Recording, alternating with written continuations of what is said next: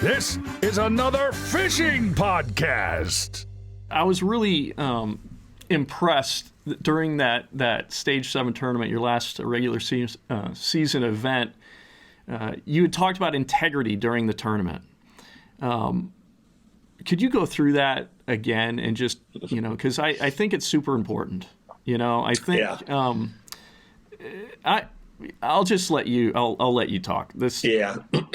Well, this was a unique event with the weather that we had. They had the trailering policy in effect, so we drove up to the launch every day, and you're riding in my truck with me with my official, and that last, second to last day and the knockout round, we're on our way up there. And, several of the other competitors are riding along with us. And one of them was Randall Tharp, right? And he called me on the way and he said, dude, I just know that we're going to end up fishing the same spot. He fished different days leading up to that point for the qualifying rounds. And he said, man, I found a big school. And he said, I just know the way you fish. And I know, he said, we're going to end up on the same spot. And I just told him, I said, Randall, I said, if that's the case, that's fine. I said, there's nobody that I'd rather fish around than you. I said, we'll work it out. I said, it won't be no problem if you end up on the same spot. Well, lo and behold, we go out there, and I led the round going into it, and so I get to go out first, and I go out and just spot lock, waiting for lines in just outside of the area that I wanted to fish, what I thought was the best spot on the spot. And Randall pulls up to me and said, yep, I knew it.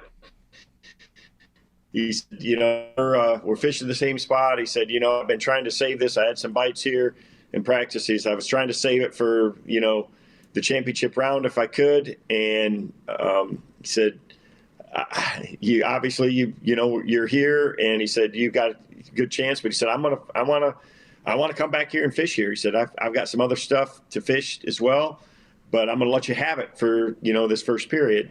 And I said, okay. I said, Randall, you go ahead and fish. If do it, we'll be fine. And he's, that showed just a lot of class to do that. And, that first period, I caught a good limit of fish then in the knockout round and really kind of secured myself there. And he came just like he said at the end of the first period. And, I let him fish anywhere he wanted around there. We fished around the outside, the perimeter. I was trying to find some more schools around there. And, it didn't work out for him to make the championship round that day, but he didn't have to do that. And most of there's a lot of guys out there that would have pulled up, even if they didn't know the exact spot was right there, pulled up right beside me, or especially when they saw me catching them and come right on top of you and fished. A lot of other people would have done that, but that just goes to show you, Randall has a ton of respect. He knows how hard it is to get yourself in that position. And, we fished around each other for a while, and it's always been that way. When you get that opportunity, you're going to reciprocate that. Or if somebody else is in that, if the tables were turned, that's how you got to look at it. And that's the way I've always tried to do it over the years. And, as a competitor, I know, who I see around me. I know how people are fishing. I know, with the mapping and stuff, it's not hard I can tell when somebody's poaching you, and I've seen it lots, and I've seen a lot of things go on from a sportsmanship standpoint through my career that it's, people might be able to, they think they get away with it, but I know. And so do they. And most of us do know. And it's hard as a fan to understand that, when you pull up or you're watching on TV and you see four dudes on the same school at Kentucky Lake or, other tournaments like that, or you see two or three guys fishing around each other on a grass flat on the Potomac River. When you're in that mix, who's just been watching or who figured it out right from the the get-go. And So there's a level of integrity there that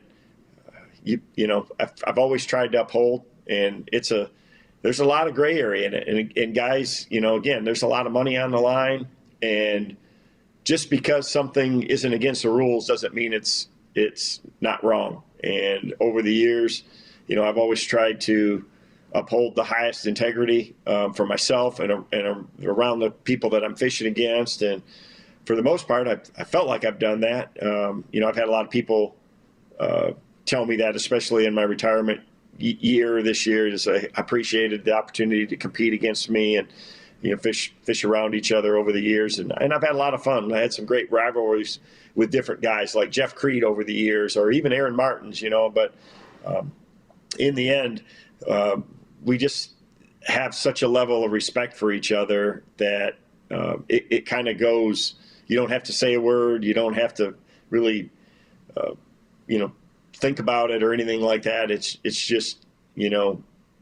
It's just there. I mean, we all know that, and it's sad because that's changing. I think in the beginning years of my career, when we fished the invitationals and pros got paired with pros, a lot of that respect and integrity was taught that way. I mean, when you drew out with Tommy Biffle or Denny Brower or Rick Clunn, in those events, Larry Nixon, Tommy Martin, whoever, you were going to get an education, and that's not that way anymore.